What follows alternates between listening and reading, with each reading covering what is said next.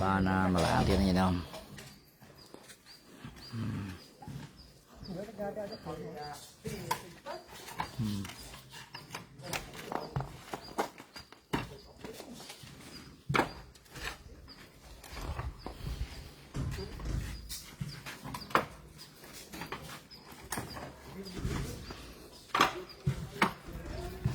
Anh ấy do cái bưng một tiết nhìn vô tập đò mà làm tiết cái nhìn vô nói chăn nhìn vô năm nào tạm nhìn vô cho rùm tịch tịch tiết tiết ban cướp của bưng là ngon này khoa chiên bật cả ba nhìn vô là ban bưng này khoa phải chay chua chiên bật cả bưng thì năm liệp nhìn vô mình đã nhìn vô mà sập rồi chui hàng năm thì chiên bật cái bương lơ phải đặt về kia rõ nhìn nhôm lời dừng bàn cái bương hơi phần tà lại nhìn nhôm là tờ bàn châu ruộng cái bướng châu ruộng hàng năm liệp hay nâng samon cái sách đầm bầy dừng lười bật cái bương hay chua chiên và chua chiên rõ và nhìn nhôm và nhìn vô miền thực chất chặt lá châu ruộng. Và hôm nay quý vị được ngồi đến chùa và quý Phật tử các nơi đã được phụng phước chung tay quyên góp cúng dường ngồi cho chùa Resmay Ratanadam, chùa Svai Sắc Rác ở tại ấp Bến Cừ, xã Ninh Điền, tỉnh Tây Ninh. Rất phần hỷ phước báo trong ngày hôm nay. Giờ nhà chùa thì cũng được ngồi quý Phật tử cúng dường, giờ còn thiếu thuốc sơn và kinh phí mướn thầu lọt ngói ở bên trên chánh điện. Như vậy quý vị Phật tử có phần vị tỳ hỷ hùng chung tay chung phước để cho cái chùa được hoàn thiện trong ngày gần tới đây. Rất mong quý Phật tử các nơi mà mạnh thường quân ở nơi xa, trong nước và ngoài nước phát tâm họ tâm trong sạch này cái gì rồi để sự chung tay chung sức để cho cái chùa Svai được hoàn thành, công trình xây xóm được hoàn thành khánh thành cho quý Phật tử đến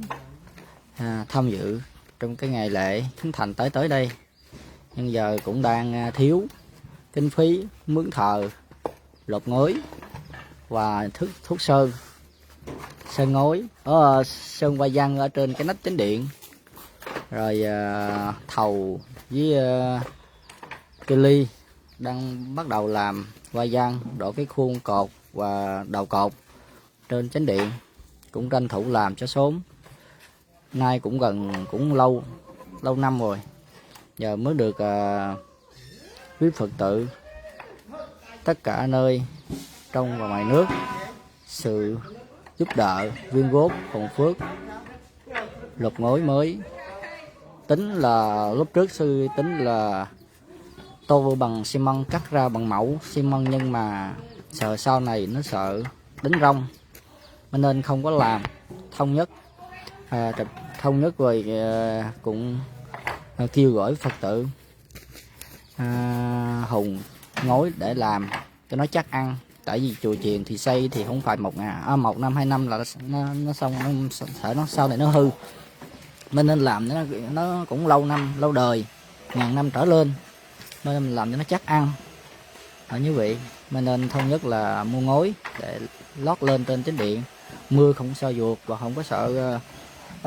bị thấm nước vô trong chánh điện. Co ngói thì nó che nước, nó bóng nó không có trơn, không có trầy ở trên cái ngói này, coi như là người ta làm trộn bằng keo, nên mưa thì nó không có dột, nó không có thấm vô trong cái ngói, nó sẽ chảy ra hết giống cái bóng sen vậy đó, lá sen vậy đó quý vị. Như vậy bữa nay like trực tiếp cho quý vị được nhìn thấy đang khiêng ngói xuống trên xe chuẩn bị gần tới đây sẽ có kinh phí mình mướn thầu lên trên lớp lục ngói mới trên cái nhận vô bật bò sắt lấy mà có bàn bằng vân nhận vô bàn lấy tầm đẹp cái bương chóc nên khoa chai nên chùi chiêng rọ cái bương hay năm liệp nên chùi chiêng thưa mình to nhận vô má và xong hai chân và xong bàn ba nhận vô bật bò sắt group xem mà than đừng off from tem này cái tê này không tê cái đây là sâu ngay cái đây sâu kịch cái đây và xong bàn ba bàn to tiết đâm bay oi chùi dương ban chập po chập như anh dương là chùi chiên cái bọ bương phong là bật cái bạch so cái bạch nia thì chẳng tới bên này chơi đón nhiệt nhóm bò sạch chẳng hạn là dương ban cái bương mùi chấm này khá hay coi dương ban thu ra khá chẳng hay phân sinh không thành nhiệt nhóm group bật tê không khai không bật tê cái đây cái bật tê cái đây này Campuchia cái đây tên Ninia cái đây ban khơi tham lai bát toal chui này không có sa na dương làm bay chia cái lại mình lúp tới chẹt chỉ có sọ bôn làm bay dương phơi chỉ cái lại bờ hia làm co cái chupot cái sama samput dương có chỉ ti cái lại skara bồi chia ti chia thla rồi bao nhiêu dương phật bồ sát chỉ nè để chư không phật na chỉ cái lại bờ bát lọ nơi ca thôi bôn tiên chỉ tức chất là bao nhiêu nhôm để không ở bay chấm nước không có sa na dương nhiệt nhôm đó chẳng hay có sông và mai một cái sau là môn đừng ca côn có sông chấm ra po nhiệt nhôm bột bò sát hay có sông chu có sọ bon prom tiền để cho côn group ong prom tiền pro bị chia prom tiền pro bị côn khát phê riêng cái đây prom tiền nhiệt nhôm bột bò sát cái đây để sang dương nơi group mai than từng để ban chủ room nơi ca chủ room có bương tinh cái bương làm bay pro nơi vật hệ smay là đom phun xoay thì xong chun có sọ bôn chấm này nhiệt nhôm từng trong tiếng để được cùng chụp ong smart này xong có sọ bôn nó chụp chấm này có sai đó bọc bộ nhiệt để chi mẹ đa bê đa nhiệt cả từng để ban chai than ti cái này na mình sợ xong có xong oi phần lan sang là bỏ nhiệt nhôm bật bật sang trong tiếng bạc tu cùng mình chặt chụp ong để ban châu room xong ở chụp ta sẽ lấy xong chấm ra hay xong ở meta sai và phụ nhiệt từng bàn tôi chạm phật pi lục này tới bàn tại chụp tại sẽ xong ran